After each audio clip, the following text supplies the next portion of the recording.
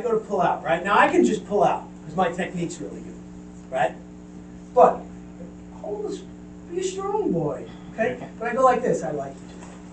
Right? So again, I go like this, right? Right? I go like this, right? I go like this. I go like this.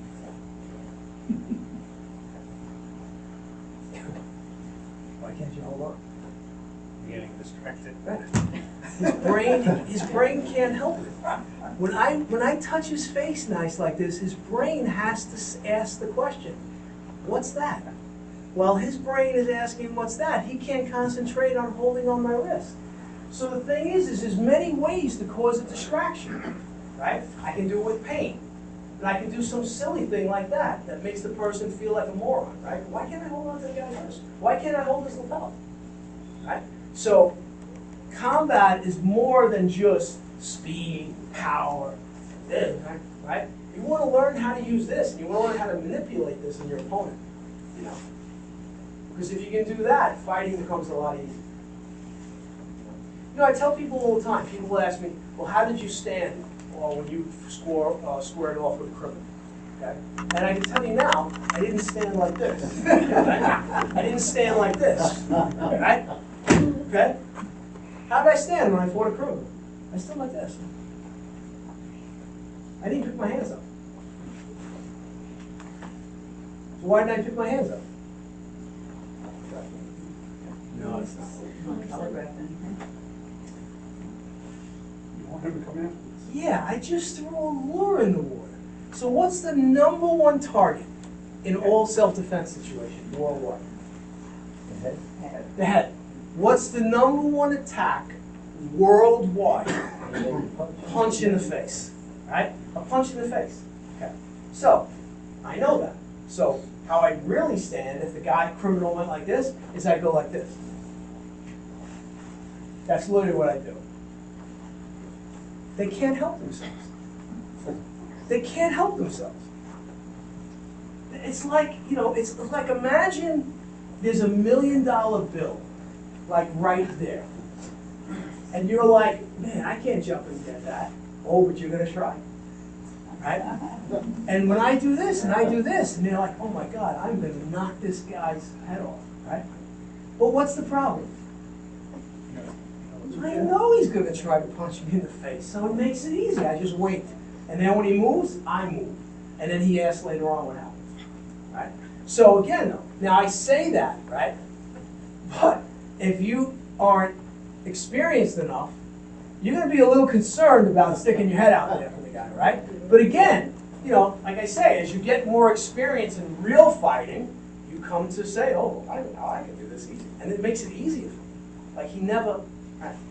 So what do? I sucker him in. Right?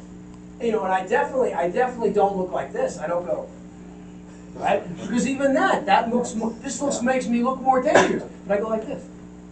Come on, I don't want any trouble, right? But I keep doing this, like, oh, there it is, get it back, get it. Right? So you don't do what the opponent expects you to do. You control his mind, all right? So, fighting a boxer, right? So you got a guy, you see he's, you know, maybe he's doing this, and you say, oh, this guy maybe has some boxing training, right? So what does the boxer never expect you to do? Huh? Grab his hands. He never expects you to grab his hands. I did that. Never expects you to kick him, never expects you to grab his hands. Grab his hands especially. Why? You can't grab somebody's hands in boxing moves, right? What's the other thing he never expects you to do? Punch him in the hand. You know how many times a guy picked his hands up like this and I went, wham, and I hit him right in the back of the hand? Do you think he just stood there, or do you think he went, oh, right? And then that's it. It's over. Boom, boom, I move in, he's in handcuffs. Right? People say, you punch guys in the hand? Yeah, I punch guys in the hand. But people don't think to do that, right? Because in sport karate, everything's what? I got to score a point so I can get the flag. Right? You can't strike the hand. Nobody gives you a point for going to the hand. Right. So yeah. I'm sorry. No. I had a question. It's just about strategy. Right. And it makes me think of some things I often struggle with. It's called lag time. Sensation and perception are two different things. From the time that my opponent's come in like this, Right. I don't know if I can react fast enough to go like this. My philosophy is always keep distance, so I have enough time. You have to squeeze out space. You always move into the moment. So let me explain to you what. So besides the fact that I've been in hundreds of real fights, I've seen 100 real fights. Hundreds. Criminals always, and again, this goes to who am I training to fight? I'm not training to fight another karate person, because we're supposed to be the good guys.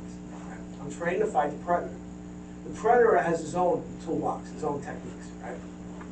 The predator's greatest technique is the fact that he's used to violence.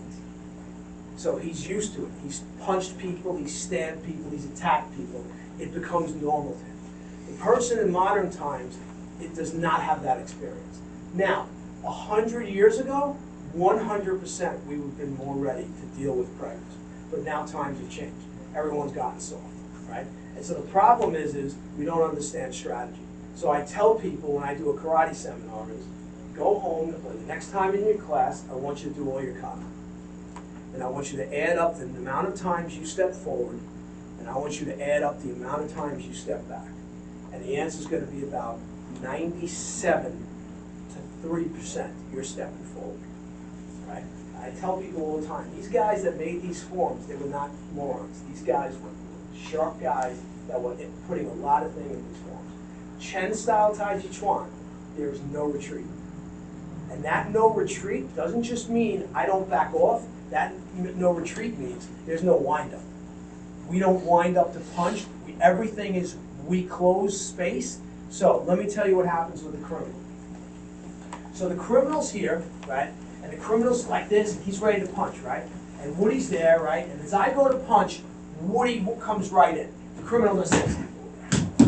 That's what the criminal does every time. The criminal always expects Woody to what? When I go to punch. I go to punch, he goes back. That's why he gets hit. So, how old? Yeah. 77 last week. Okay, 77. And I'm here. So the young guy, so I had a guy years ago, when I first had my dojo in Manhattan. He was a little younger than you at the time. And he said to me, he says, hey Mike, if I was, I had some young guys. Sometimes I got these young guys, like, you know, I wanted to get in my face. Like, what would be the one technique that, like, I could do damage quick? You know, I'm not a young guy anymore. So I told him, I said, all right. I said, so put your hand like this. When the guy comes in close, right, you wrap him in the balls as hard as you can. And you come up underneath.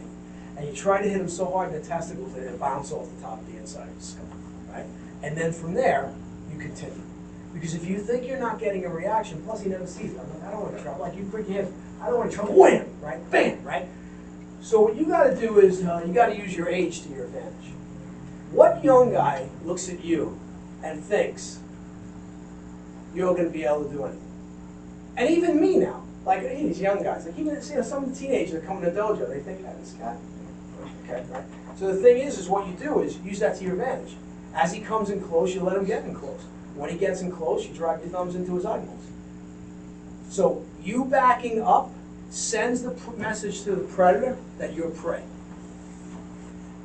You know? So, and again, the guy's coming towards you and he's telling you something, he's acting in a threatening manner, let him get close, poke him in the eyes. The cops get there, he's going to be on the floor, and maybe he's even in the wind. And you're going to do a report, and they're going to say, what happened? I was standing there, and this guy came at me. How old are you, sir? I'm 77. Okay. No cop's going to go, if the guy's on the floor, unconscious, who's 25, and you're 77, no cop's going to go, oh boy, I think this guy's the problem. I think he's the problem. Can't be this guy.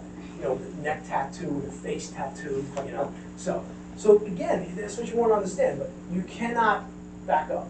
Backing up makes the criminal, you know. I couldn't tell you, you know, again, when I first was a police officer, you know, I didn't have the confidence in the beginning. I mean, I'd be a liar if I said that. And, you know, the fighting in the beginning wasn't that easy. You know, like Ray knows, we were transit. And there were nights we were having 2 or 3 fights in one shift. We were having fights all the time with criminals. And back then, we didn't arrest everybody. You threw them out of the subway, right? I mean, it's just the way it was, right? You know, now everything, oh, the criminals are nice, you know, don't put them in jail, right? But this was all the time, right? You know, but eventually what happened was, you know, my confidence grew. Now it got to the point where, man, I would